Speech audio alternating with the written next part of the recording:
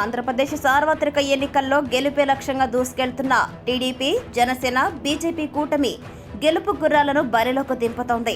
ఇప్పటి వరకు TDP MLA, MP అభ్యర్థులను ప్రకటించగా తాజాగా పెండింగ్ స్థానాలకు సంబంధించిన అభ్యర్థులతో తుది జాబితాను రిలీజ్ చేసింది.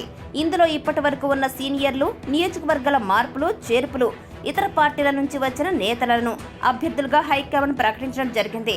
ఇక మొదటి నుంచి సీనియర్ నేత, మాజీ మంత్రి గంటా శ్రీనివాసరావును చీపురుపల్లి నుంచి పోటీ చేయించాలని టీడీపీ హైకమాండ్ ప్రయత్నించింది. అయితే భీమిలి నుంచి పోటీ చేస్తానని గంటా అంటుంటే, లేదు చీపురుపల్లి నుంచే పోటీ చేయాలని చంద్రబాబు, ఇలా సుమారు 2 వారాల పాటు పెద్ద ఎత్తున చర్చలు జరిగాయి. దీంతో అభ్యర్థుల ప్రకటన పెండింగ్ పడుతూ వచ్చింది. అయితే చివరికి గంటా కోరుకున్న నియోజకవర్గం భీమిలిని చంద్రబాబు కేటాయించారు.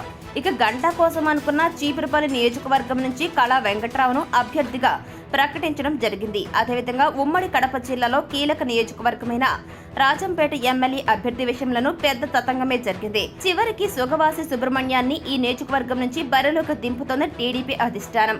చూసారుగా, కాస్త లేట్ అయిన అభ్యర్థుల విషయంలో మాత్రం టీడీపీ అదరగొట్టేసిందిగా అని పార్టీ శ్రేణులు చెప్పుకుంటున్నాయి.